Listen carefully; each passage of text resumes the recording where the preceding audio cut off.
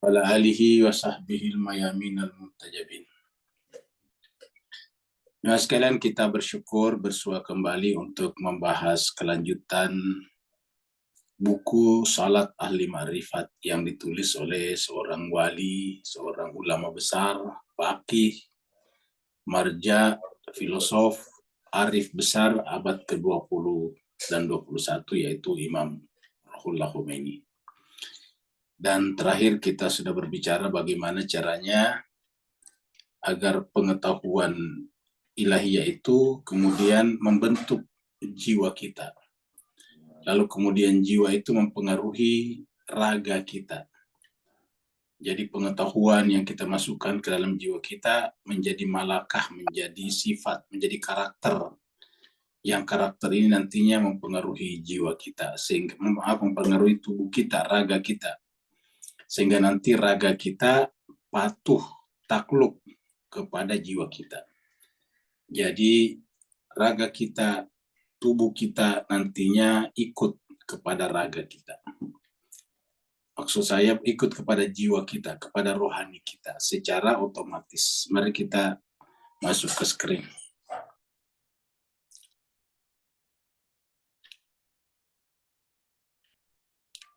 Ini pembahasan kita yang terakhir ya.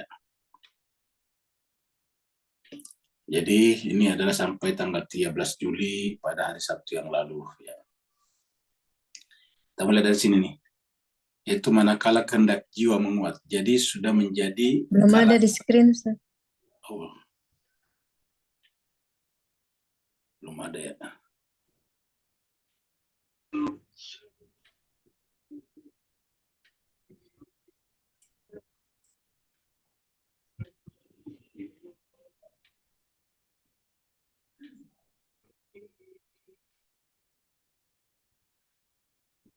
Sudah kelihatan. Nah, jadi kita ulangi lagi. Manakala kehendak jiwa menguat, artinya bahwa pengetahuan agama atau ilahiyah kita telah menjadi sifat dari jiwa. Kalau sifat menjadi jiwa namanya karakter atau bahasa Arabnya malakah, maka harusnya dengan mudah ia mencabut pengaruh setan dan nafsu amarah dari kerajaan dirinya. Lalu setelah itu kehendak akan menggiring, maksudnya kehendak yang muncul dari jiwa itu lalu kemudian mempengaruhi, memerintahkan kepada segenap aparat. Aparat di sini adalah bagian-bagian tubuh seperti mata, telinga, kaki, tangan. Jadi menggiring segenap aparat dan prajurit setan yang semula bercokol di dalam diri dari tahap keimanan menuju kepada kepasrahan. Jadi tadinya raga kita mengendalikan jiwa kita, sekarang jiwa mengendalikan raga. Jadi dari kepasrahan menuju kepada keridoan, dan dari keridoan menuju kepada kesirnaan atau fana. Inilah ujungnya fana. Ya. Dalam keadaan ini jiwa akan merasakan semerbaknya rahasia-rahasia ibadah.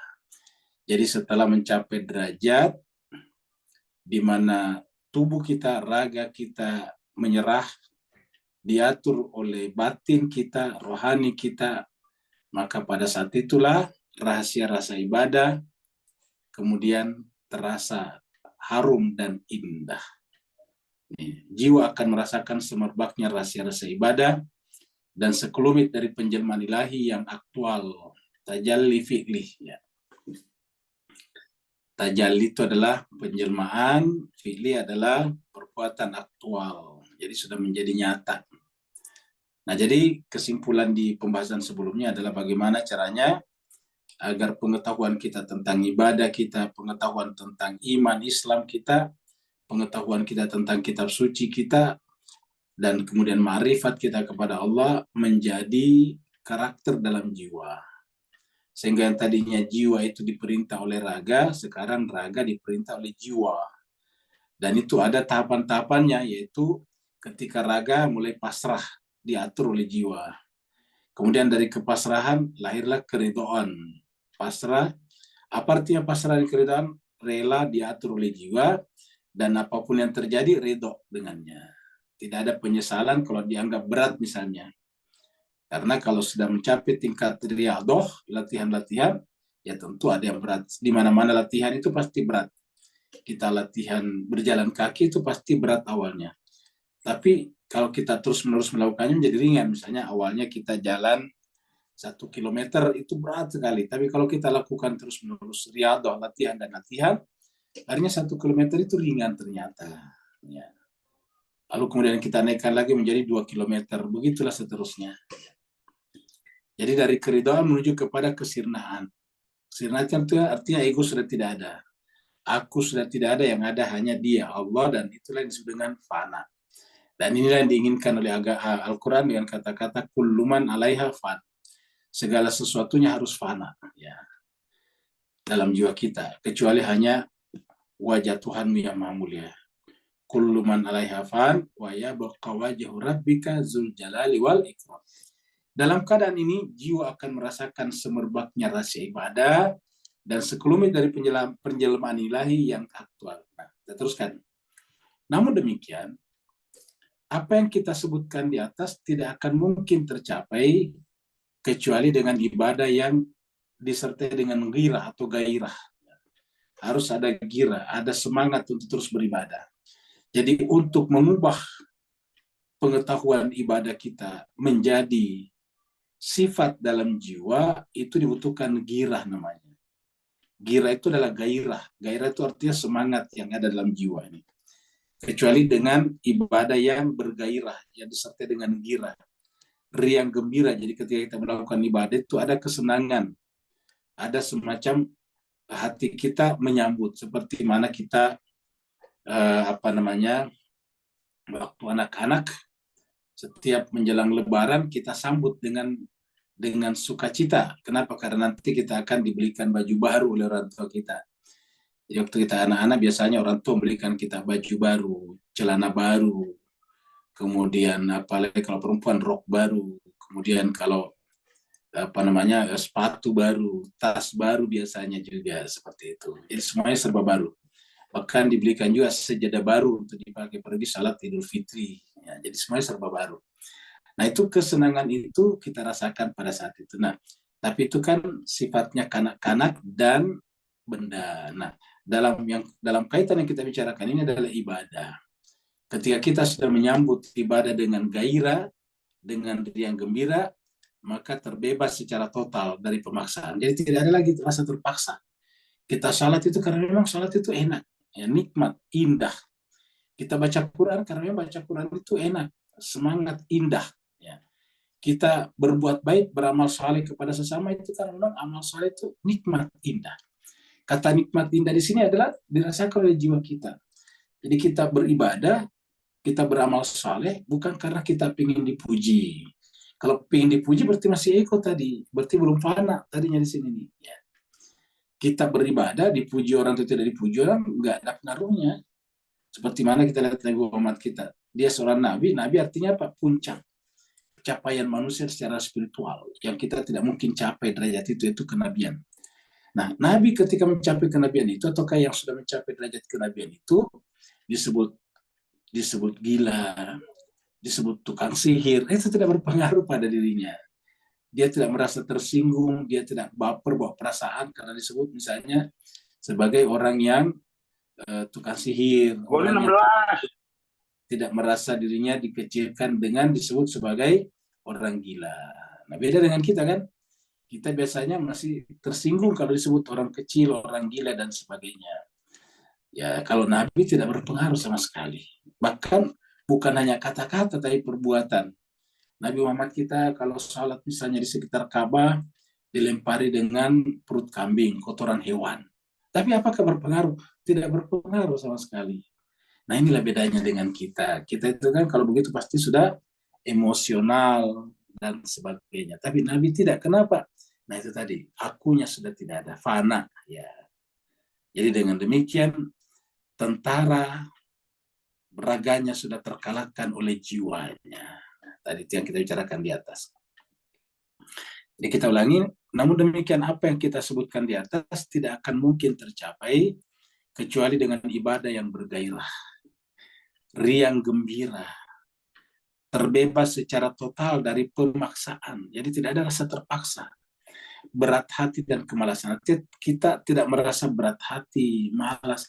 Kan sering kita merasakan itu kalau ibadah, jemaah sekalian. Berat hati, susah rasanya, kemudian malas melakukannya. Itu sebabnya karena kita malas melakukannya, nanti kita melakukannya di akhir-akhir waktu menjelang habis. Sekitar 5:30 sore baru kita salat zuhur asar. Gitu. Kenapa? Karena ya malas rasanya melakukannya tadi, berat hati. Ya. Dan itu yang dilakukan disebut dengan melakukannya karena terpaksa. Terpaksa karena waktunya sudah habis. Ya. Kalau tidak begitu, pelaku ibadah mustahil dapat memperoleh rasa kecintaan. Jadi, kalau tidak begitu, dia maksudnya tidak merasa ridho, maka tidak mungkin mendapatkan rasa kecintaan dan kerinduan dalam mengingat Allah. Ya. Jadi selama kita masih terpaksa tadi seperti di sini, berat hati, kemalasan, malas, ya kita tidak memperoleh rasa kecintaan. Justru dalam Al-Quran itu yang disebut dengan malas itu adalah orang munafik. Ya la yadhkurunallah illa qalila. Mereka mengingat Allah kecuali hanya sedikit, dan mereka salat kecuali kusala dalam keadaan malas. Ya. Jadi itulah sifat-sifat orang munafik. Kenapa?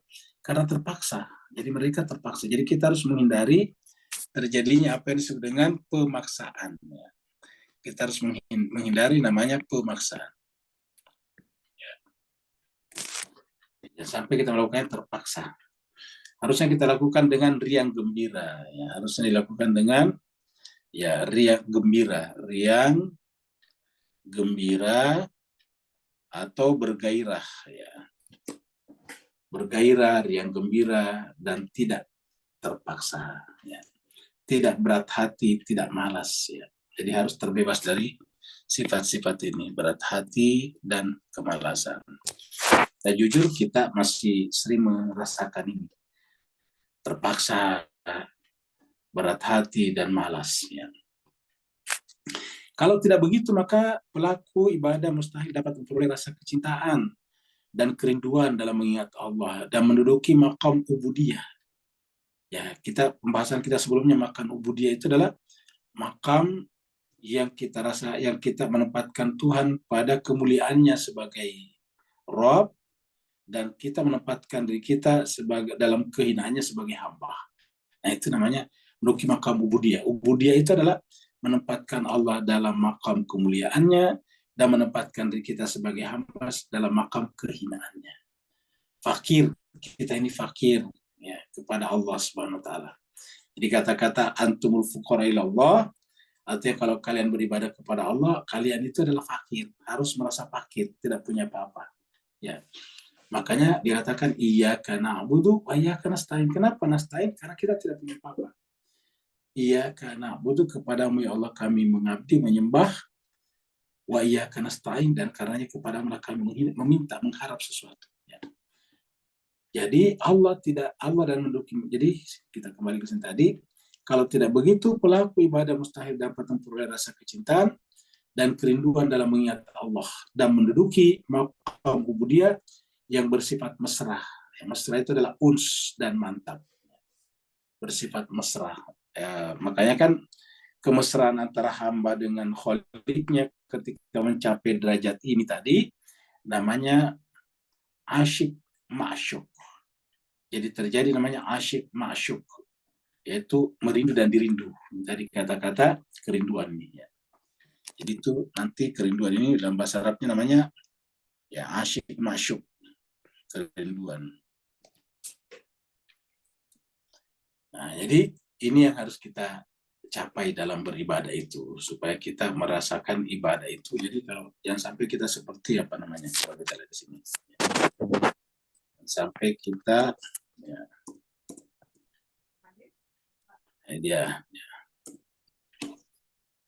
ini kita lihat kata malas ini ada kita temukan dalam Al-Quran 2 kali nih ya. Coba kita buka surat An-Nisa 142 ini An-Nisa 142 ya. An-Nisa 142. Kita lihat innal munafiqina, sesungguhnya orang munafik itu ya, Yukhadi'una Allah, mereka itu menipu Allah. Yukhadi'una Allah, mereka menipu Allah. Wahwa, padahal Allah lah khadi'uhum, jadi mereka merasa menipu Allah, padahal sebetulnya kalau mau nipu Allah, hakikatnya menipu diri mereka sendiri. Kan itu di dalam Al-Quran. Ya, kalau dalam Al-Quran itu kan yukhadi'una Allah walladzina amanu wa ma yakhda'una illa anfusahum. Nah, sama di sini. Yukhadi'una Allah wa huwa khadi'uhum. Wa idza qamu ila shalah, mereka berdiri untuk salat, qamu kusalan. Kata-kata kusalan tadi bermakna terpaksa, tidak punya gairah, dan karena itu dengan malas. Jadi apabila mereka menegakkan salatnya itu kusala, terpaksa, malas. Ya. Kalau tadi yang melakukannya yura'unan nas, hanya karena ingin dilihat oleh manusia. Ini aku orang salat juga. Yura'unan nasa. Wala yadhkuruna Allah, dan mereka tidak mengingat Allah, menyebut nama Allah illa qalila, kecuali hanya sedikit. Jadi menyebut nama Allah tapi sedikit. Pada saat takbir Allah Akbar itu menyebut nama Allah. Sami Allahu liman hamidah, menyebut nama Allah, tapi sedikit sekali. Itu hanya di permukaan saja. Nah, ini surat yang kita lihat surat At-Taubah 54 ya. At-Taubah.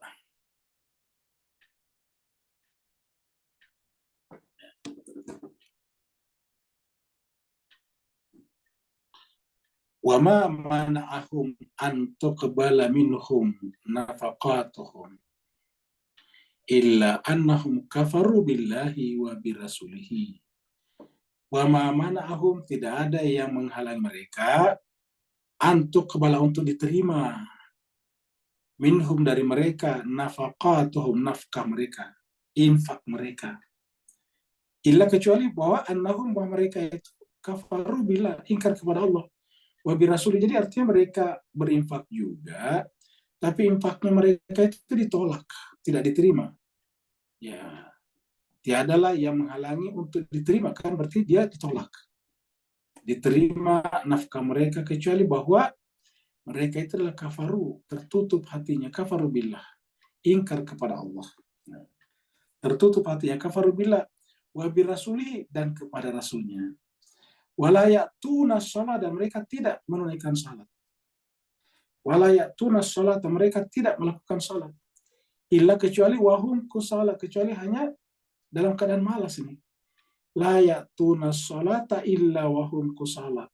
Mereka tidak menunaikan salat kecuali mereka melakukannya dalam keadaan kusala. Wala yunfiquna, dan mereka juga tidak berinfak illa, kecuali wahum karihun, terpaksa, yang terpaksa. Sama tadi sini kata-kata ini tadi Imam Khomeini, terpaksa di atas ini, terpaksa. Ya. Ini semuanya dilakukan karena terpaksa. Jadi artinya Al-Quran menyatakan itu, selama kita masih seperti itu, berarti kita masih memiliki sifat nifak namanya. Kita tidak mengatakan kita munafik, tapi kita masih memiliki sifat-sifat nifak. Nifak itu kan sifat munafiknya. Nifakan itu sifat munafiknya. Jadi kalau munafik orangnya, kalau nifak adalah sifatnya. So, ya. Nifak ya, seperti contohnya. Ya. Ini kata nifak dalam jiwa mereka. Ini adalah kata-kata nifak di surat At-Taubah ini. Ya, muncul kata-kata nifak ini sebanyak 3 kali ya, Taubah.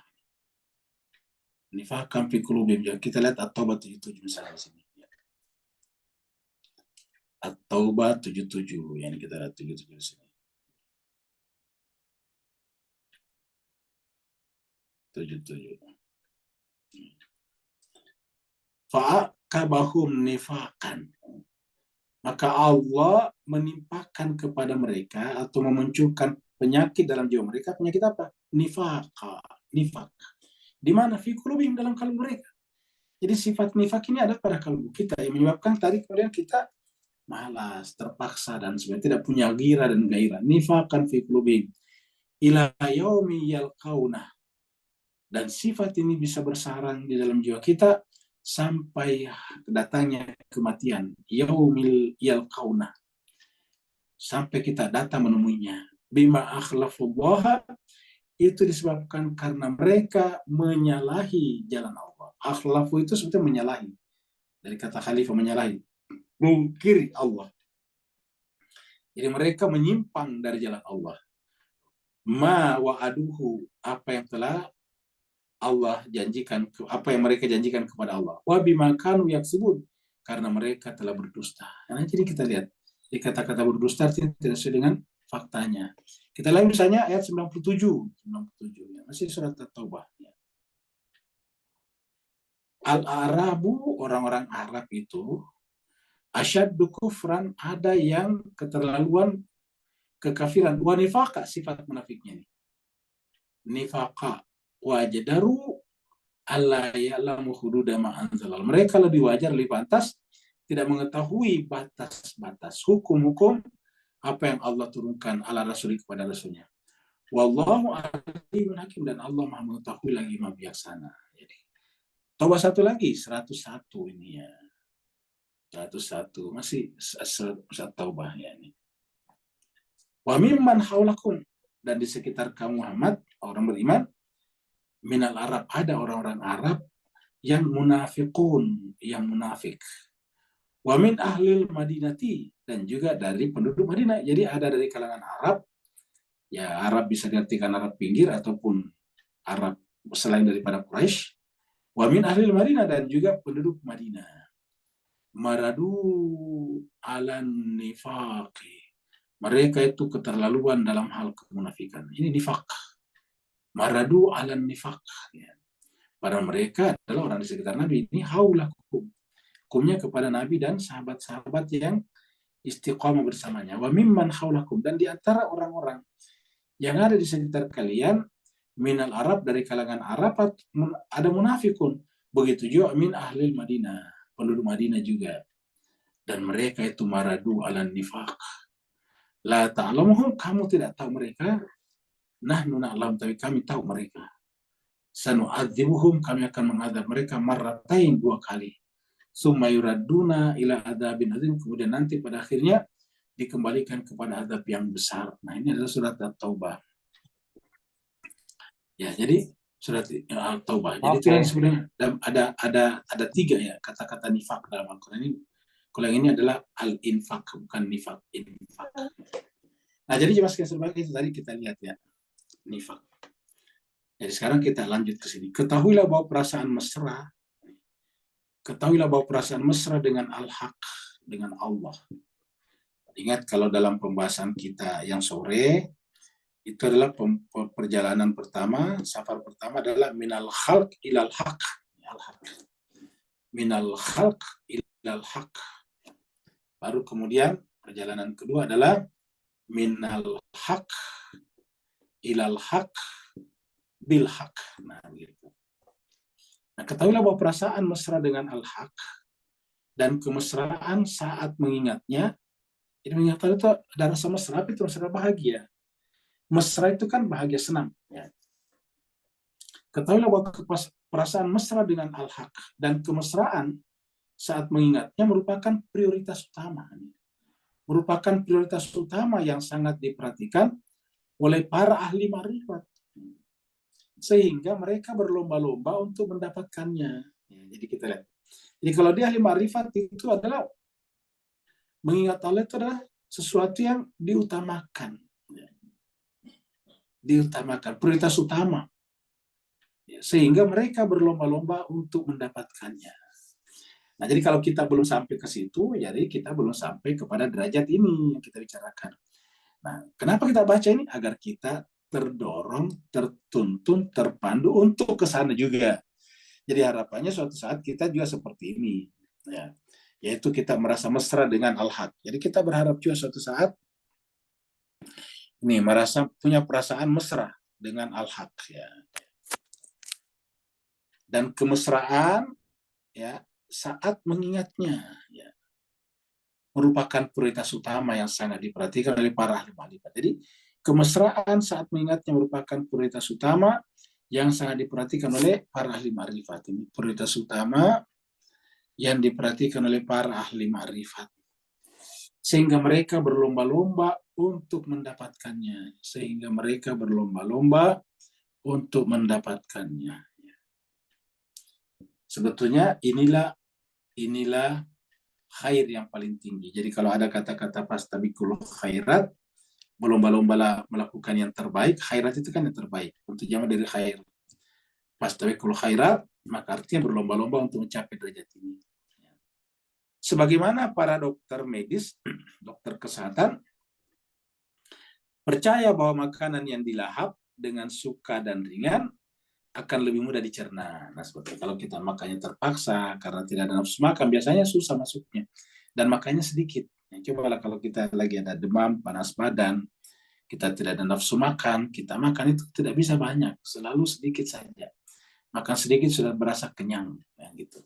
Nah, orang yang mengalami tadi penyakit nifak seperti itu adanya kalau beribadah kepada Rabb-nya. Seperti orang yang demam dikasih makanan. Jadi sebagaimana para dokter medis percaya bahwa makanan yang dilahap dengan suka dan riang akan lebih mudah dicerna. Demikian juga para dokter rohani menyuruh manusia untuk menyantap hidangan-hidangan rohaninya dengan riang gembira dan penuh rindu. Tanpa kemalasan dan perasaan berat. Ini tanpa kemalasan dan perasaan berat. Tanpa kemalasan dan perasaan beratnya. Tanpa kemalasan dan perasaan berat hati. Jadi tidak boleh tidak boleh ada rasa kemalasan dan perasaan berat hati. Supaya pengaruh-pengaruhnya untuk membeningkan lubuk kalbu lebih cepat bekerja. Supaya pengaruh-pengaruhnya untuk membeningkan lubuk kalbu lebih cepat bekerja. Ya. Allah telah mengisyaratkan adab ini dalam Al-Quran saat dia mendustakan orang-orang. Ini tadi yang kita bicarakan, ayat 54. Ya. Mereka tidak mengerjakan salat kecuali dengan bermalas-malasan. Dan tidak pula menafkahkan harta mereka kecuali dengan rasa enggan atau terpaksa tadi. Karihun, mereka terpaksa. Surat Al-Taubah tadi 54. Di ayat lain, An-Nisa 43, Allah berfirman di ayat lain, jangan kamu dekati salat. La taqrabu shalah wa antum sukara ini. Ya. Maksudnya itu sukara itu dalam keadaan seperti misalnya mabuk, bisa mabuk karena minuman keras, bisa mabuk karena perjalanan, bisa juga sukara misalnya mengantuk berat. Janganlah kamu dekati salat sementara. Artinya apa? Mafhum mukhalafahnya surat ini, kita lihat dulu surat An-Nisa 43. Jadi mafhum mukhalafahnya nih ya 43. An-Nisa 43.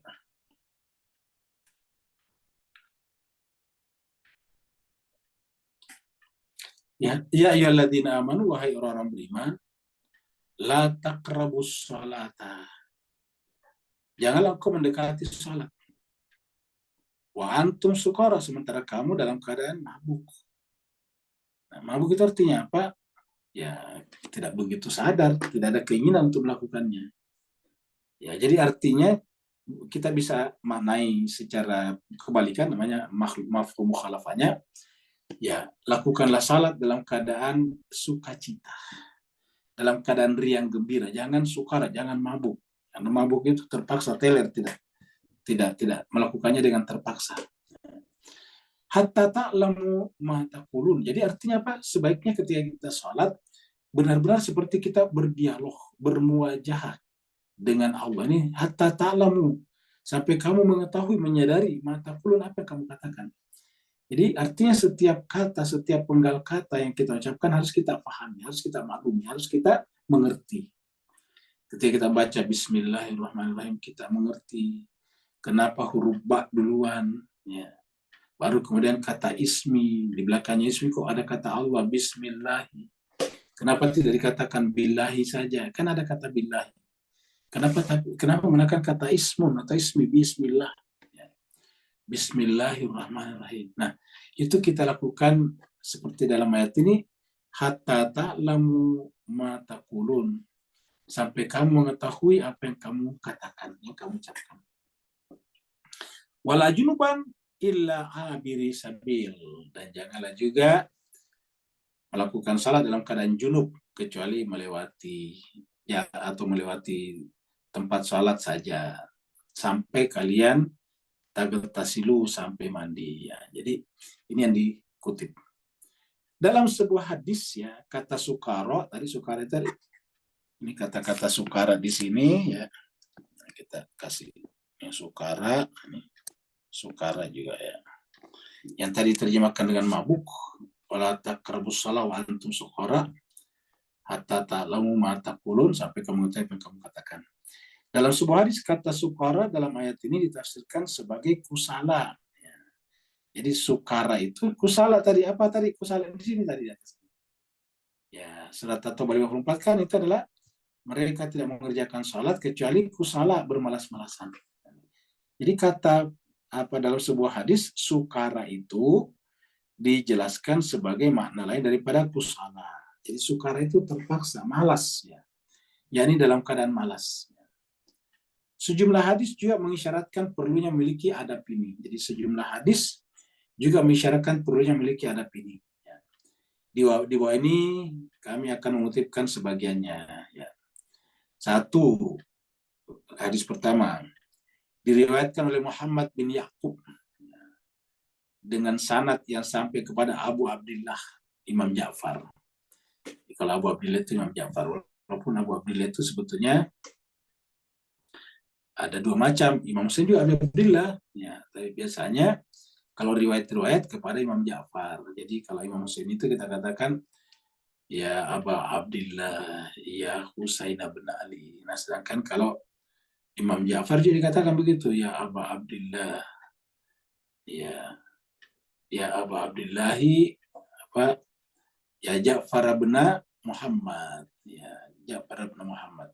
Jadi itu adalah Aba Abdillah. Jadi disebut dengan Abu Abdillah kedua, Asani, ya, yang pertama adalah Imam Hussein. Jadi diriwayatkan oleh Muhammad bin Yaqub dengan sanad yang sampai kepada Abu Abdillah, yaitu Imam Ja'far.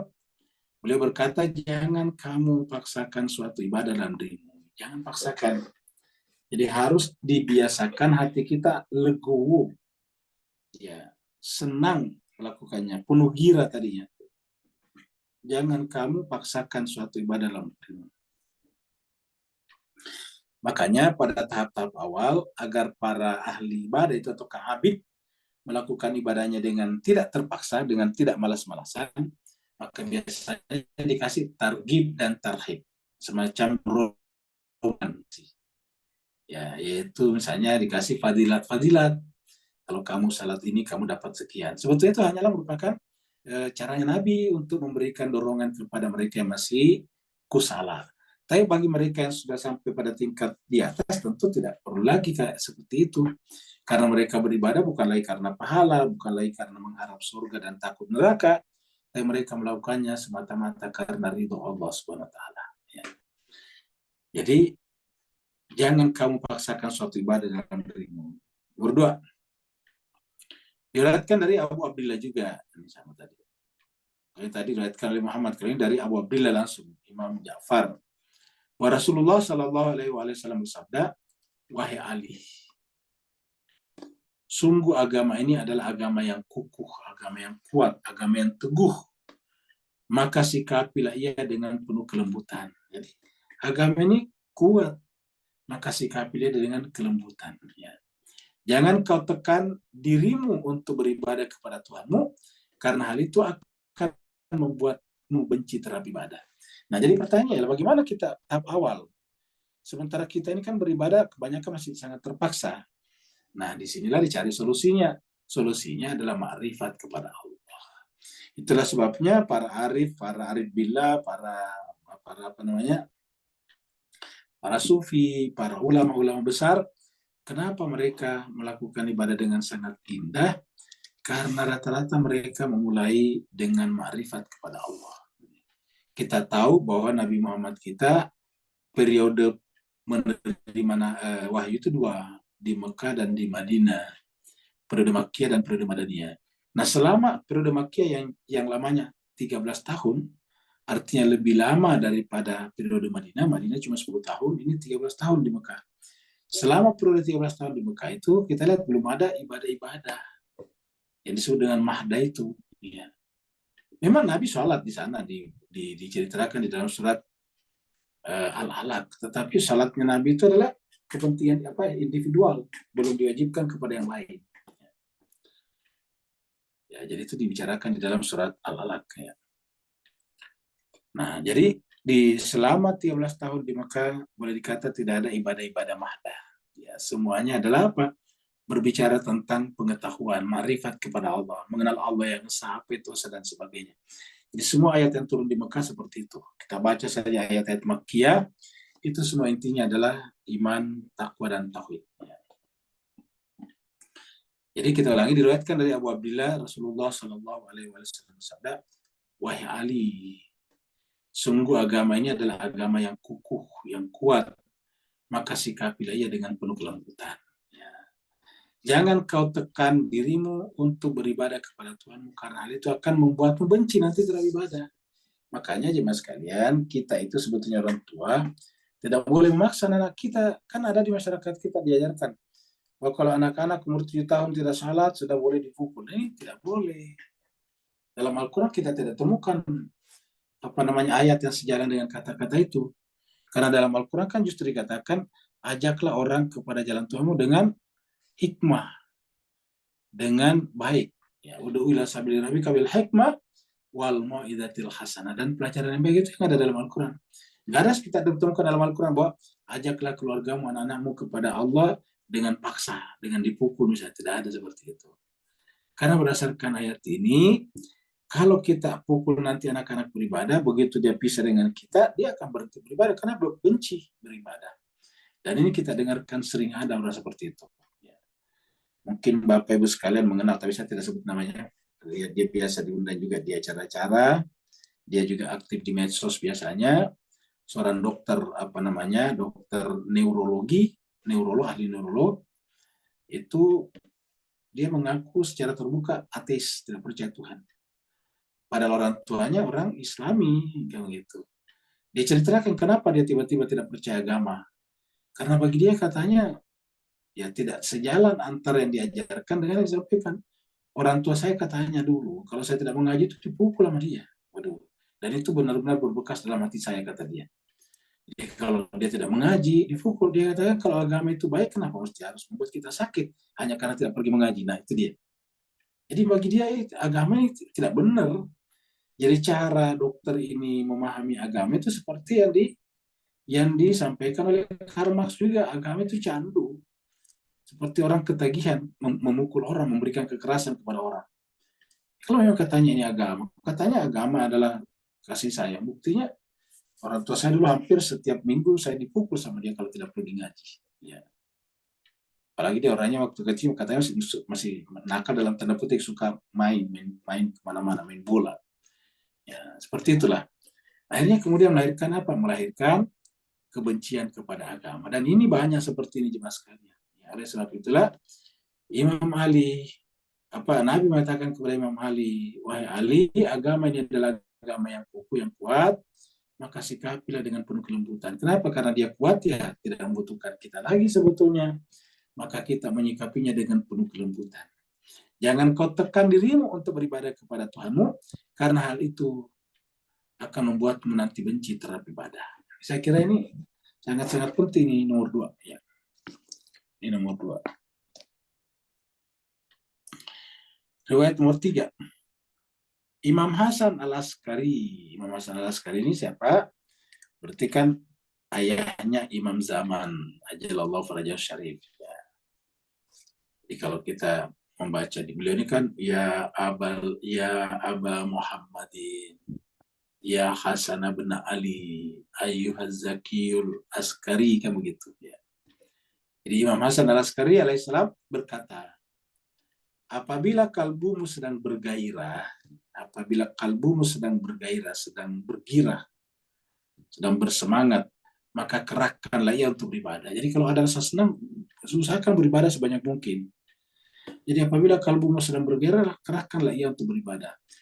Tapi apabila kalbumu sedang enggan, maka lepaskanlah ia. Nah, seperti itu. Jadi jelas sekali jelas sekalian. Apabila kalbumu sedang bergairah, maka kerahkanlah ia untuk beribadah. Tapi apabila hatimu, kalbumu sedang enggan, maka lepaskanlah dia. Artinya, udah istirahat dulu. Tadi capek sekali, enggan ya.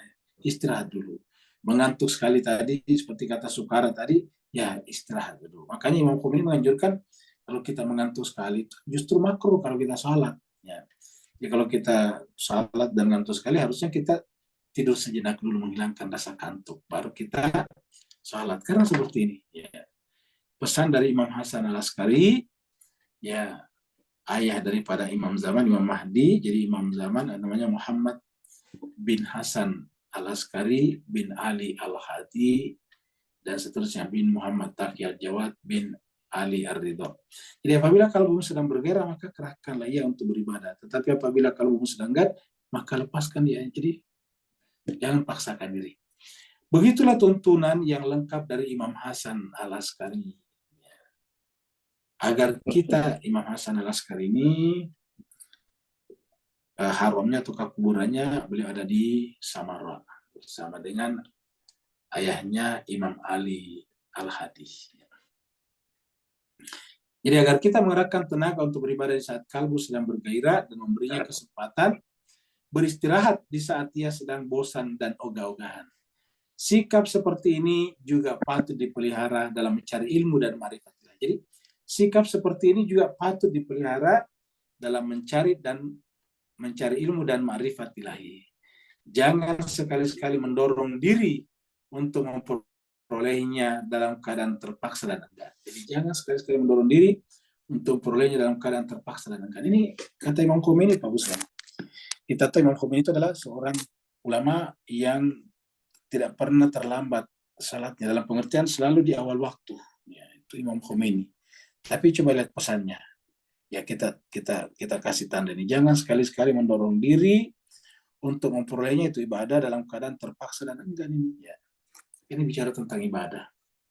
Tapi dia pun berkata seperti ini, Imam Khomeini. Kita pernah dengarkannya sekalian begitu Imam Khomeini itu bersikuku selalu salat di awal waktu. Waktu beliau ada di Paris pada hari-hari terakhir menjelang dia kembali ke Teheran, Iran, karena Reza Pahlavi sudah meninggalkan Iran. Takut terjadi pertumpahan darah di belakang karena kan terjadi kekosongan kekuasaan, ya. Takut kemudian tentara ribut misalnya dengan rakyat dan sebagainya. Akhirnya kemudian dia mengumumkan dia akan kembali. Maka kemudian orang wartawan pun juga datang ke tempatnya di Paris untuk mewawancarainya berkaitan dengan rencana kedepannya, berkaitan dengan Iran yang sekarang telah ditinggalkan oleh Reza Pahlavi dan kerajaan dengan pemerintahannya. Nah, kemudian puluhan bahkan ratusan wartawan berkumpul untuk mendengarkan wawancara sebelum beliau meninggalkan Paris. Ya. Begitu semua wartawan sudah berkumpul di siang hari, sudah menunggu beliau untuk wawancara, tiba-tiba beliau bertanya kepada putranya Ahmad Khomeini, Pak Ahmad, sekarang jam berapa? Apakah sudah masuk waktu salat? Dikatakan sudah masuk. Karena sudah masuk waktu salat, maka beliau minta izin kepada para wartawan, dikatakan mohon maaf, wawancaranya sebentar setelah saya salat. Saya salat dulu. Nah, seperti itu. Ya, jadi seperti inilah jemaah sekalian berbahagia. Jadi walaupun kelihatannya kalau kita lihat kok lembek ya, jangan sekali-sekali mendorong diri, memaksakan diri untuk salat dalam keadaan terpaksa dan enggan. Tapi pada saat yang sama dia mencontohkan bagaimana dia selalu disiplin dalam melakukan itu. Jadi ini bagi mereka yang masih terpaksa enggan, jangan dipaksakan. Karena nanti kemudian hati menolak untuk melakukan ibadah-ibadah selanjutnya. Makanya kita katakan tadi supaya hati tidak terpaksa dan tidak enggan, ya kita harus mengenal Allah dengan benar. Karena dengan mengenalnya kan menimbulkan kecintaan dan kerinduan.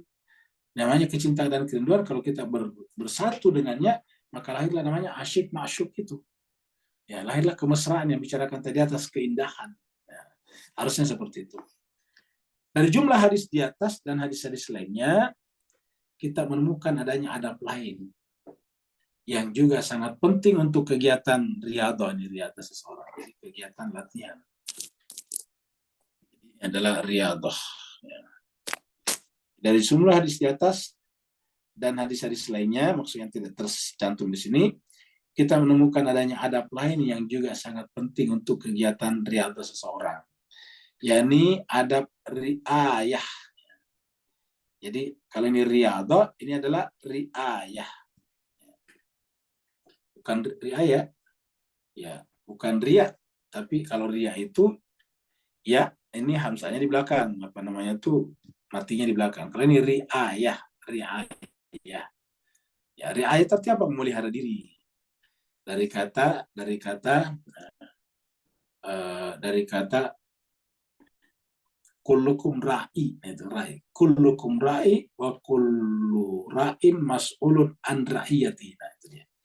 Kullukum ra'i. Jadi ra'i itu adalah orang yang bertanggung jawab memelihara.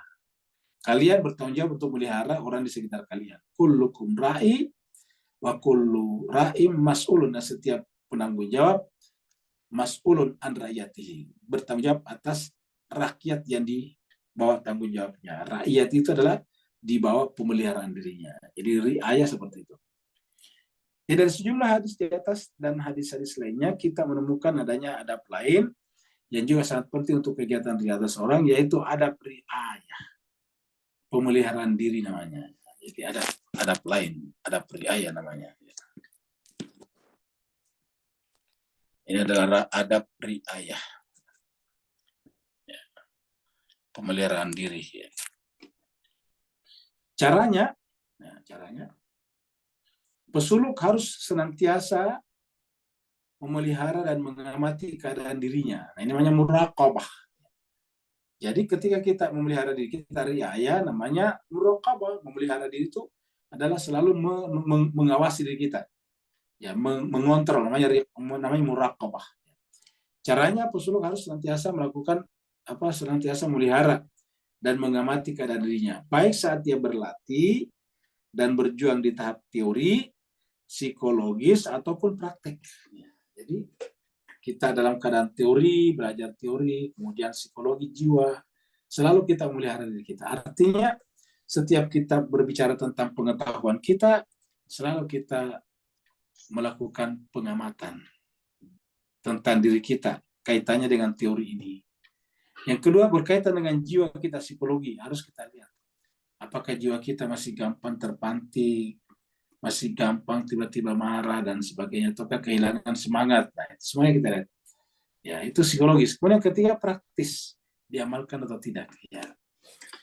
Karena dalam agama itu kalau tidak diamalkan itu Tuhan murka. Dalam surat As-Saff itu dikatakan kabura maqtan indallahi an taqulu ma la taf'alun.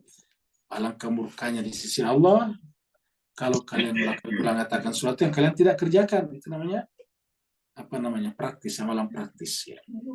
Hendaknya dia memperlakukan dirinya dengan lemah lembut dan tidak membebani diri di luar kemampuan dan keadaannya sewaktu itu. Jadi kita melakukannya dengan baik dan jangan kita terlalu maksa diri kita, nanti tiba-tiba berhenti.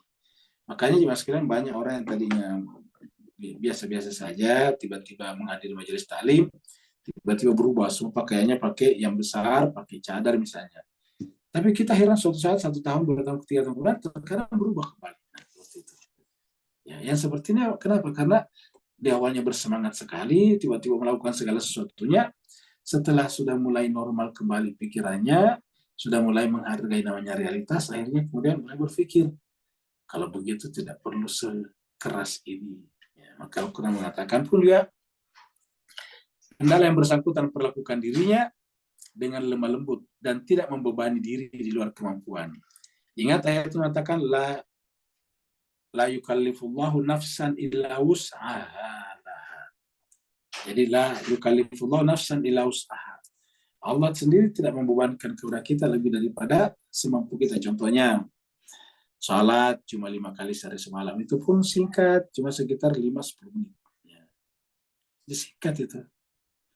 Jadi kita diajari cuma sebentar saja, ya, singkat sekali. Terus kemudian salat malam itu tidak diwajibkan karena dia tahu kita tidak bisa melakukannya dengan rutin setiap malam, ya, apalagi 11 rakaat. Maka disebutlah dengan nafilah, tambahan bagi yang mau, sukarela. Wa minal laili fatahajjad bihi nafilatan. Nafilah itu tambahan. Tidak mengatakan faridatan, tapi nafilatan. Jadi disebutnya nafilah. Kenapa? Karena itu kan berat, salat malam. Mungkin kita bisa melakukannya sekali 2 kali, tapi terus-menerus ini berat. Beda dengan salat zuhur, asar, maghrib, isya. Itu berbeda sama sekali. Ya.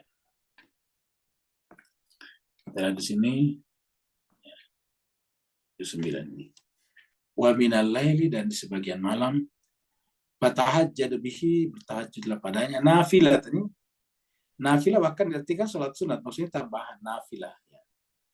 Di sini ini tambahan nih. Ya. Jadi kalau di sini adalah lakukanlah salat tahajud sebagai suatu ibadah tambahan. Jadi nafilah itu tambahan bagimu ya. Jadi ini adalah nafilatan. Wa minal laili, dan di sebagian malam, fatahajjad, maka bertahajud lebih dengannya, nafilatan sebagai tambahan. Nafilatan sebagai tambahan. Laka bagi kamu. Ya. Nafilatan laka sebagai tambahan bagi kamu. Asa ayyab'asa rabbuka maqama mahmuda. Mudah-mudahan dengan istiqamah melakukan salat tahajud ini, walaupun itu tambahan, ya Tuhan mau membangkitkan kamu, ayyab'asa rabbuka maqaman, menempati maqam, kedudukan tempat mahmuda, yang terpuji, yang termuhammadkan. Mahmuda ini dari kata Muhammad juga. Nah, jadi inilah jemaah sekalian. Jadi karena berat ini, Tuhan tidak mewajibkan. Jadi Tuhan saja seperti itu. Ya. Yang berat itu tidak diwajibkan. Bahkan dalam keadaan misalnya berpuasa, itu kan puasa termasuk berat karena tidak makan dari sahur sampai matahari terbenam. Nah, Tuhan mengatakan kalau kamu sakit atau safar tidak usah berpuasa. Coba. Aman kana minkum maridan aw ala safarin fa'iddatu min ayamin ukhar. Siapa di antara kalian dalam keadaan safar atau sakit, maka tidak usah berpuasa, ganti saja di hari yang lain dengan jumlah hari yang ditinggalkan. Waman tatawwa, dan siapa yang tidak mampu meneruskan, jadi faman kana minkum maridan aw ala safarin fa'iddatu min ayamin ukhar walal ladzina yutiquna, dan bagi mereka yang sudah tidak sanggup lagi melakukannya, fidyatun ta'am miskin, membayar fidyah saja kepada dan memberi makan kepada orang miskin. Wa minal laili fatahajjad bihi nafilatan lak asa ayyabasaka rabbuka maqaman mahmuda. Jadi di sini kita lihat bahwa Nabi seperti dalam dikatakan Imam Khomeini di sini, ya ini, ya pesuluk harus senantiasa memelihara dan mengamati keadaan dirinya, baik saat ia berlatih dan berjuang di tahap teoritis, psikologis, ataupun praktis. Hendaknya ia memperlakukan dirinya dengan lemah lembut. Jadi kita memperlakukan diri kita dengan lemah lembut. Ya. Hendaknya memperlakukan dirinya dengan lemah lembut, ya. Dengan lemah lembut, ya. Hendaknya memperhatikan dirinya dengan lemah lembut ini, ya. Pesuluk harus senantiasa melihara dan mengamati keadaan dirinya, baik saat berada dan seterusnya. Hendaknya dia memperlakukan dirinya ini, hendaknya, ya.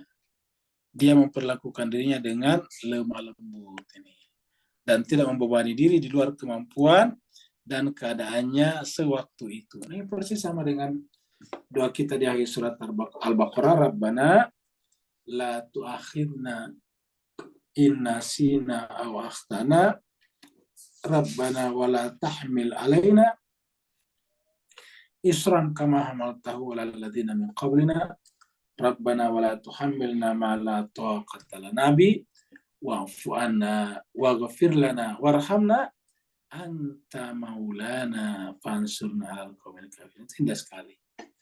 Rabbana wa Tuhan kami, la tu'akhidna, janganlah kau menghukum kami, inna sina, kalau kami lupa, inna sina au akhtana, atau kami salah khata. Rabbana wala tuhammilna ma la taqata lana bi, ya Allah, janganlah engkau membebankan kepada kami beban yang tidak sanggup kami pikul. Rabbana la tu'akhidna, Rabbana wala tahmil alaina isran kama hamaltahu alal ladzina min qablina, janganlah engkau bebankan kepada kami, ini membebankan kepada kami beban yang berat seperti umat sebelum kami, atau siapa saya sebelum kami. Jadi ini menunjukkan bahwa ibadah itu tidak boleh membebani diri di luar kemampuan dan keadaan suatu. Jadi kalau kita misalnya beribadah, misalnya kita sudah termasuk rajin, sudah bisa menempuh ibadah yang berat, semua ibadah sunat kita lakukan, itu bagus. Tapi tidak boleh kemudian melibatkan orang lain yang belum sampai ke level itu. Ya. Itulah sebabnya misalnya sholat rawatib, zikir-zikir, itu kan sebetulnya bukan wajibnya sholat, bukan fardunya sholat. Maka bagi mereka yang mau melakukan sholat-sholat sunnah, silahkan datang lebih awal untuk melakukan qabliyah, kemudian melakukan ba'diyah dan seterusnya. Itu dilakukan. Tapi kita tidak boleh memaksa bahwa yang semua orang salat harus melakukannya. Makanya Nabi mengatakannya sebagai ibadah tambahan saja. Ya, itu adalah ibadah tambahan saja, termasuk kategori nafilah juga. Ya, apa namanya, ibadah nafilah atau nawafil. Ya, itu adalah tambahan-tambahan saja. Ya. Kalau istilah lainnya adalah sunnah. Ya, sunnah saja. Para pemuda dan pesuluk baru perlu menjadikan adab ini sebagai prioritas utama, terutama para pemuda nih. Karena kalau para pemuda kita paksakan ini bisa bermasalah. Jadi para pemuda dan pesuluk baru ya perlu menjadikan adab ini sebagai prioritas utama untuk mereka. Jadi lihatlah indahnya ajarannya Imam Khomeini dalam buku ini. Kalau kita kan beda, harusnya kita memaksa orang lain. Kalau pemuda itu harus kita paksa untuk seperti diri kita. Ya, kamu harus salat, bukan hanya fardu tapi sunat juga, seperti itu. Artinya banyak pemuda yang tidak tahan berkomunikasi, berkumpul dengan orang tua. Kenapa? Karena salatnya ditanya-tanya, sudah salat belum? Kamu gitu. Akhirnya kemudian anak itu merasa tidak enak, tidak suka dekat dengan orang tuanya. Kenapa? Selalu ditanya-tanyain salatnya, ada salat belum? Macam-macam. Nah, akhirnya kemudian tidak suka. Nah, kalau sudah terjadi hubungan yang renggang, tidak komunikatif, ya bagaimana bisa bersama terus anak-anak untuk ikut pada kita yang kita anggap mungkin sudah lebih arif, lebih wise daripada mereka. Jadi, di para pemuda dan pesuluk baru perlu menjadikan adab ini sebagai prioritas utama mereka.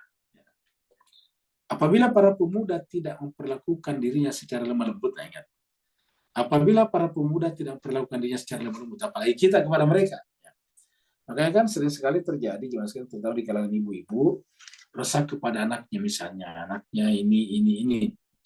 Ya, padahal si ibu itu juga waktu umur begitu tidak begitu. Nah sekarang tiba-tiba ketika dia seperti sekarang, kok dia memaksakan anaknya? Ini namanya tidak wise, tidak realistis ya. Maka sebab itu kita harus menghormati mereka sedang umurnya, sedang keadaannya. Kita yang sekarang umurnya sudah di atas 50-60 tahun, sudah mulai merasa bahwa jatah umur kita sudah semakin sedikit, kita sudah semakin dekat daripada liang lahat, nah tentu lebih bergairah, apalagi kegiatan kita mungkin tidak sepadat mereka lagi. Kita tidak sekolah lagi, tidak kuliah lagi, dan seterusnya. Mereka masih sangat sibuk. Nah, oleh sebab itu kalau kita paksa mereka seperti kita, nanti mereka semakin lari. Nah, akhirnya ketika mereka lari, justru bergabung dengan teman-temannya yang lain, yang justru lebih berbahaya. Kumpul dengan teman-temannya yang suka begadang, minum-minuman, sabu-sabu, narkoba, dan sebagainya, menjadi masalah. Ya. Jadi sebab itulah, kita ulangi lagi, para pemuda dan pesuluk baru perlu menjadikan adab ini sebagai prioritas utama mereka. Apabila para pemuda tidak memperlakukan dirinya secara lemah lembut, dia harus memperlakukan dirinya dengan lemah lembut ini, secara lemah lembut dan toleran, serta tidak memenuhi kebutuhan alamiahnya. Kebutuhan alamiah apa? Kebutuhan alamiah yang ngantuk butuh tidur, capek butuh istirahat, gerah butuh mandi, kayak gitu. Jangan kita bayangkan semuanya harus terurut, habis pulang sekolah harus makan, habis salat, kemudian dia harus ngaji lagi, hafal ini, hafal itu. Akhirnya kemudian anak itu kehilangan kesempatan untuk berinteraksi dengan yang lain, akhirnya kemudian dia kekurangan kemampuan untuk bergaul. Nah, gitu. Akhirnya kemudian dia kaku. Dia nanti begitu keluar dari orang tuanya, dia bisa melakukan pembalasan dendam. Dalam pengertian meninggalkan semuanya. Jadi inilah seperti yang dikatakan, yang kita ceritakan tadi, dokter yang tiba-tiba jadi ateis. Ya. Jadi serta tidak memenuhi kebutuhan-kebutuhan alaminya melalui cara-cara yang diizinkan oleh syariat. Ingat, melalui cara-cara yang diizinkan oleh syariat. Jadi melalui cara-cara yang diizinkan oleh syariat. Ya. Jadi artinya apa kan? Apa namanya diizinkan syariat seperti tadi? Kalau kamu sakit atau safar, nggak usah puasa, nanti ganti dari yang lain. Kalau kamu ya sudah tidak bisa ganti dari yang lain, ya udah beri makan kepada orang yatim, namanya fidyah. Ya. Jadi Jadi kalau sudah tidak bisa lagi mau berpuasa walaupun di luar bulan Ramadan, walalladzina yutiqunahu fidyatun ta'amu miskin. Nah, seperti itu. Jadi selalu agama itu memberikan solusi yang gampang, ya, selalu memberikan solusi. Jangan sampai terlalu keras ya. Jadi di sini dikatakan bahwa harus memperhatikan juga kebutuhan-kebutuhan alaminya melalui cara-cara yang diizinkan oleh syariat. Ya. Kebutuhan-kebutuhan alamiah seperti anak muda misalnya masih kuat berolahraga misalnya, main game kan begitu ya. Udah, kita harus berikan kesempatan ya.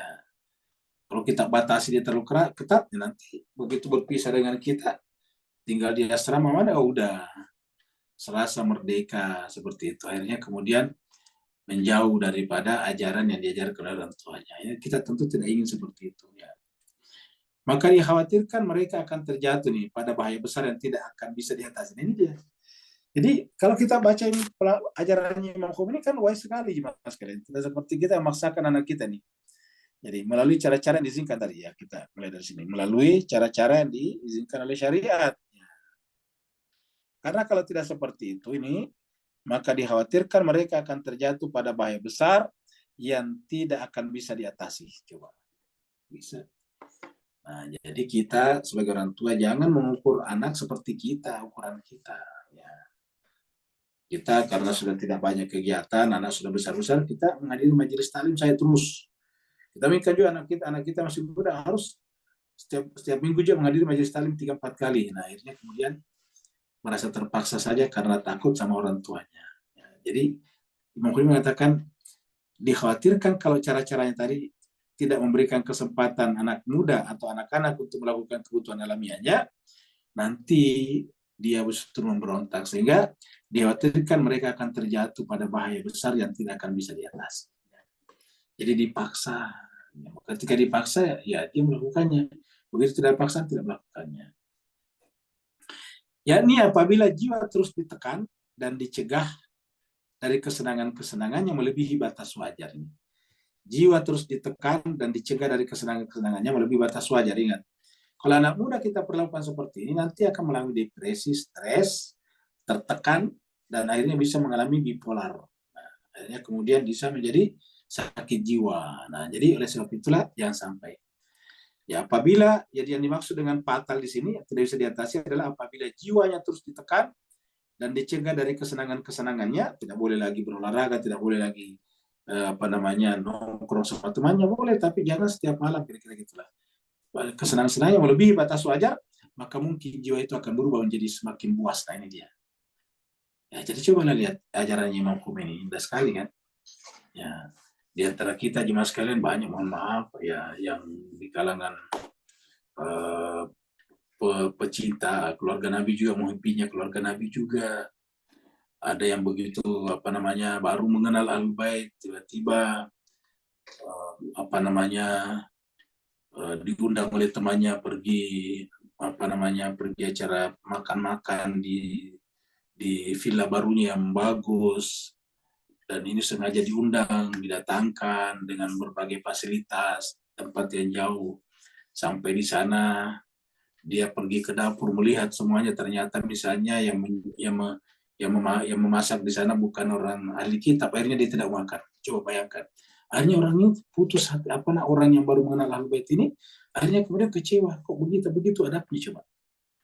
Luar biasa. Ini karena apa? Dipaksakan sesuatu yang belum saatnya. Dan ini yang sering terjadi di kita, sehingga kita, mohon maaf, beberapa Ahlul Bait itu terisolasi, tereksklusi, seperti yang ditanyakan kemarin, bahwa mengalami eksklusif. Kenapa? Ya kita tidak bisa diterima. Banyak yang tadinya di antara kita, ya waktu misalnya masih sunni katakanlah begitu, atau di luar rajin sholat di masjid, diundang ceramah di mana-mana. Tetapi begitu dia tiba-tiba mengenal Ahlul Bait, tiba-tiba strong, semuanya harus dilakukan secara tegas, ya udah tidak diterima di masjid, tidak ada lagi. Akhirnya apa yang terjadi? Tidak ada kegiatan ceramahnya juga. Akhirnya menjadi apa? Jual minyak wangi saja. Karena menjadi fatal jadinya jemaah sekalian. Orang berilmu karena tidak ada lagi tempat untuk ceramah, akhirnya jual minyak wangi saja. Ini kan harusnya disiasati jemaah sekalian. Jangan sampai seperti dikatakan Imam Khomeini ini. Ya. Sama dengan kita membiarkan orang terjatuh di dalam sesuatu yang tidak bisa diatasi karena mereka menolak kita duluan. Kenapa? Ya kita tiba-tiba berbeda. Ya, dan ini menyebabkan, mohon maaf ya sekalian, banyak ustadz kita yang tidak bisa ceramah. Akhirnya mohon maaf dan tanda petik menganggur. Hanya jadi jual minyak wangi, jual ini, jual itu, nggak bisa diterima. Sementara komunitasnya masih sedikit, orang siap, pengajiannya itu juga. Nah, coba, ustadznya sudah banyak, ya tidak bisa diterima masyarakat, tidak bisa lagi mengisi khutbah-khutbah Jumat. Nah, ini apa yang terjadi? Ya, ini yang dikhawatirkan oleh Khomeini. Dikhawatirkan mereka akan terjatuh. Mereka di sini artinya masyarakat. Jadi bukan kita sebutnya masalah, tapi hatian masyarakat. Kalau kita dipisahkan dengan mereka sehingga kita tidak bisa berkomunikasi lagi dengan mereka, mereka tidak punya lagi kesempatan untuk mendengarkan minimal cara berpikir yang rasional, yang positif, yang bermanfaat. Akhirnya kemudian mimbar-mimbar diisi dengan orang-orang yang hanya mengisi provokasi, hoax, framing, dan sebagainya. Sama dengan biarkan umat terjatuh pada bahaya besar. Dan ini yang terjadi sekarang. Ya. Yani apabila jiwa terus ditekan dan dicegah dari kesenangan-kesenangannya melebihi batas wajar, maka mungkin jiwa itu akan berubah menjadi semakin puas. Ya. Untuk melampiaskan kesenangan-kesenangannya dan terlepas sama sekali dari kehendak tuannya. Coba. Kehendak orang tuanya. Apabila tuntutan biologis terus ditimbun, nah nih, dan api syahwat yang bara terus disekap di bawah tekanan riada yang tidak terproporsional, maka pasti ia akan meledak dan membakar seluruh kerajaan jiwa. Dan apabila pesuluk sudah menjadi buas tak terkendali, atau ahli zuhud kehilangan tekadnya, maka ia akan terperosok ke dalam lembah kehancuran yang tak akan ada jalan keluarnya lagi. Setelah itu dia tidak mungkin kembali ke jalan kebahagiaan dan kejayaan untuk selama-lamanya. Indah sekali ajaran kata-kata ini, Mas Keren. Inilah yang kita langgar selama ini. Ya. Sehingga kita ya itu saja terus-menerus. Ya. Tidak ada bertambah. Karena begitu ikut Ahlul Bait langsung terisolasi dari masyarakat. Yang tadinya rajin di masjid salat berjemaah, rajin baca Quran, di sakunya ada Quran kecil, sekarang tidak. Ya. Paling dia baca 2 kumail saja malam Jumat, 2 tawassul. Seakan-akan setelah baca tawassul Selasa malam, 2 kumail hari Kamis malam, udah tidak perlu lagi menjadi baca Quran seperti dulu. Padahal dulu rajin baca Quran, ada Quran kecil dikantongin. Ya. Sekarang sudah tidak lagi. Akhirnya apa yang terjadi? Ya kita terisolasi sendiri tanpa diisolasi oleh siapa-siapa. Kita lah yang telah menjauhkan diri kita dari mad'u, objek dakwah kita. Dan inilah yang diinginkan oleh musuh-musuh Islam agar kita dipisahkan dari mereka. Itulah sebabnya jemaah sekalian sebagai kita lihat di masyarakat kita sekarang ada 2 kekuatan besar. Ya, ada kelompok-kelompok musuh-musuh ini masuk dalam 2 kekuatan besar. Pertama, di dalam kelompok-kelompok moderat, nah dihubungkan dengan atas nama dialog antar iman, mereka dibawa kepada pro-Zionisme. Sebaliknya mereka yang yang agak radikal, mereka dibuat menjadi anti Ahlul Bait. Akhirnya apa yang terjadi jemaah sekalian? Ya, ujung-ujungnya sama, yaitu menguntungkan pihak Zionisme internasional, sehingga kita bersikap pesimis, permisif terhadap kekerasan Israel yang dilakukan terhadap orang Palestina. Tiba-tiba orang Israel itu dianggap memiliki tekad beragama yang baik karena ada dialog interfaith, lalu kemudian tiba-tiba orang Hamas, Islam, saudara kita sendiri dianggap sebagai teroris luar biasa. Nah, inilah yang terjadi sekarang. Ya, kita sendiri yang mengenal ini tidak bisa lagi akses ke masyarakat karena sudah terisolasi, nggak bisa kemana-mana, udah sudah disesatkan, sudah macam-macam. Dan kita memang sedang mempertunjukkan itu di tengah orang banyak, sehingga kita kemudian tidak bisa ngapa-ngapain. Menjadilah dia terisolasi dan artinya apa? Masyarakat yang seharusnya mayoritasnya tidak tahu menahu, tidak bisa lagi punya akses karena tidak ada lagi jembatan komunikatif. Ya. Inilah yang dikhawatirkan oleh Khomeini. Sampai di sini mudah-mudahan bermanfaat ya. Hari ini tanggal 20 Juli ya, 24. Yang mau bertanya dipersilakan. Waalaikumsalam. Waalaikumsalam warahmatullahi wabarakatuh. Silakan Pak Nur.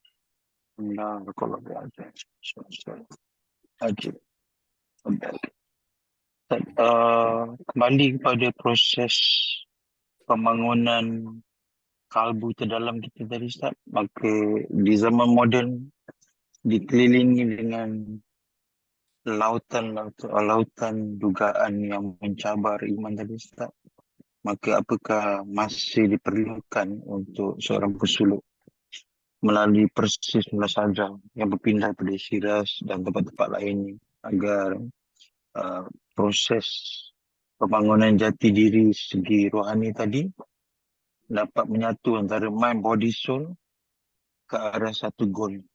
Beri pencerahan, Ustaz. Barakallahu.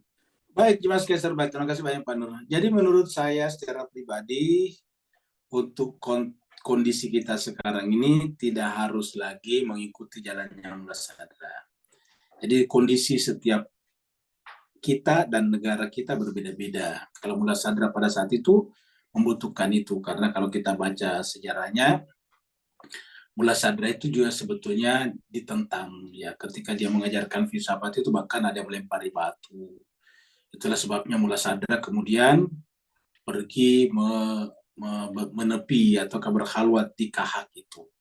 Jadi ketika dia mengajarkan filsafat, banyak dari kalangan ulama fikih, ulama-ulama konservatif yang mengkafirkannya, menyesatkannya. Bahkan ada murid-murid ulama itu yang melempari Mullah Sadra. Itu dia diceritakan Mullah Sadra dalam biografinya di bukunya. Jadi seperti itu. Sampai suatu hari dia diceritakan oleh Mullah Sadra, dia bermimpi ketemu dengan gurunya yaitu Mirdamad. Katakan oleh guru, kamu dulu mengajarkan filsafat kok tidak ada masalah. Saya mengajarkan filsafat kok mereka marah, mereka melempari saya batu dan seterusnya. Jadi kesimpulannya itu karena diganggu secara fisik, seperti Nabi juga pindah ke ke Madinah karena diganggu secara fisik. Kemudian Imam Ali juga memindahkan ibu kota ke Kufah karena ada panasnya temperatur politik di Madinah setelah terbunuhnya Utsman. Begitulah seterusnya, Imam Hussein juga meninggalkan Madinah karena dipaksa dan seterusnya. Jadi itu kondisinya berbeda-beda. Nah, menurut saya untuk kita sekarang sepertinya tidak perlu karena kondisi seperti itu tidak terjadi. Kita bisa menyatukan body mind soul kita itu dengan di rumah saja misalnya. Kita di rumah, ketika kita pulang kerja, kita banyak beribadah di rumah, kita membaca Quran, kita baca buku, bahkan seperti contoh sekarang kita ikut kelas Irfan hanya di rumah masing-masing, tidak perlu kita berjumpa. Ini kan luar biasa sebetulnya. Kita bisa, dan dengan belajar seperti ini tidak ada yang ganggu kita karena kan tidak mengganggu siapa-siapa. Kita belajar pakai Zoom seperti ini, nggak ada orang rame-rame berkumpul, nggak ada mobil-mobil atau kereta-kereta yang membutuhkan tempat parkir. Pokoknya nggak ada yang mencolok. Kita belajar, pesertanya ratusan pun tidak ada masalah. Kenapa?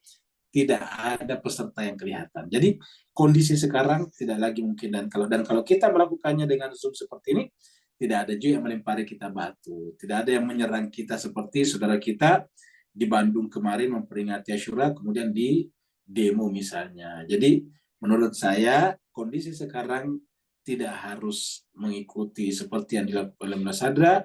Jadi untuk menyatukan body, mind, soul kita, ya cukup dengan marifat secara sempurna. Apa itu marifat secara sempurna? Ternyata body, mind, soul kita itu satu kesatuan. Tidak boleh dikatakan bahwa body itu adalah urusan kedokteran, urusan medicine. Sedangkan urusan mind adalah urusan sains, teknologi. Urusan soul adalah urusan agama, tidak seperti itu. Ini adalah satu kesatuan. Jadi dalam pandangan Islam kita adalah satu unity, ya, satu kesatuan antara body kita, mind kita, dan soul kita. Makanya Al-Quran menyuruh kita memakan makanan yang halal lagi, thayyibah, supaya apa? Supaya mind kita bekerja dengan baik dan jiwa kita, soul kita bisa memancarkan cahaya ilahiyah seperti itu. Jadi kita bisa melakukannya di negara yang sangat yang sangat sibuk seperti Singapura pun bisa kita melakukannya. Kenapa? Karena di rumah pun kita bisa melakukan seperti itu. Ada lagi pertanyaan sebelum kita tutup? Ada Ustadz di chatroom. Chatroom ya. Nah, sekarang kita pergi ke chatroom dulu ya. Ya, ini dari Ibu Lailah ya. bolehkah kita private konsultasi dengan Ustadz M. Rusli? Kalau boleh, boleh aja, silakan. Nomor WA-nya 0817.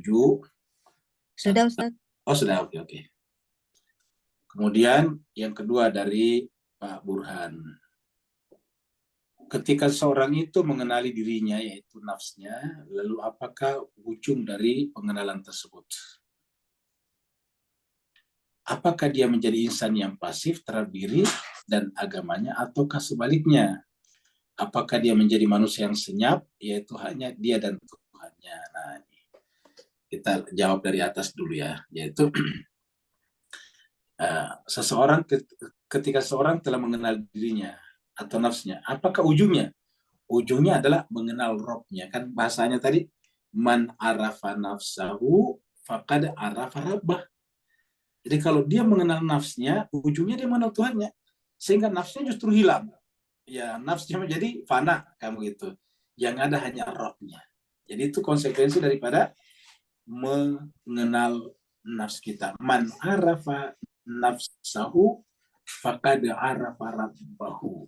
Ya, jadi yang pertama sekali harus kita lakukan adalah mengenal nafs kita. Dan ujung-ujungnya yang kita temukan nanti di sana adalah Rob. Kata Ibnu Arabi, nafs kita itu bagaikan cermin, kaca. Begitu kita melihat ke dalam, yang kita lihat kan bukan kaca, tapi wajah kita yang melihat. Nah, ketika jiwa kita itu adalah nafs kita, jiwa kita adalah cermin, begitu kita melihat ke dalam, ternyata wajah Tuhan di sana. Nah, kurang lebih begitulah. Ternyata yang kita lihat di sana wajah Tuhan, bukan cermin hati kita, tetapi wajah Tuhan yang terpantul di dalam cermin hati kita. Itulah makna man arafa nafsa maka arafa rabbah. Nah, apa nanti yang terjadi? Apa hasil akhirnya? Apa end resultnya? Yaitu orang itu menjadi tenang. Seperti dikatakan Pak Burhan di sini, dia senyap. Kata senyap di sini, ya tidak banyak berbicara, tidak juga tidak banyak terpengaruh oleh pengaruh-pengaruh luar seperti itu. Gelombang besar kecil di sekitarnya tidak berpengaruh lagi pada dirinya. Dia senyap. Dia senyap.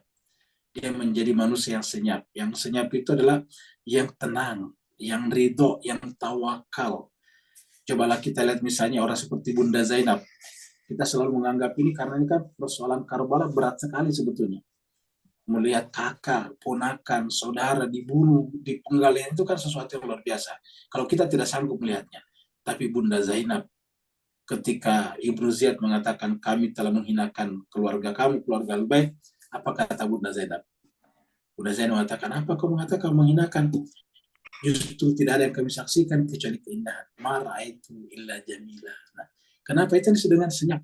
Dia tidak marah, dia tidak mengamuk dengan itu, tapi marah itu illa jamilah, seperti itu. Berikutnya lagi, ya sudah bisa. Ya, terima kasih banyak. Ya, sama-sama Pak Burhan. Walafuminkum, wassalamualaikum warahmatullahi ta'ala wabarakatuh. Waalaikumsalam warahmatullahi wabarakatuh. Ya, sama-sama semuanya. Terima kasih Ustaz. Assalamualaikum.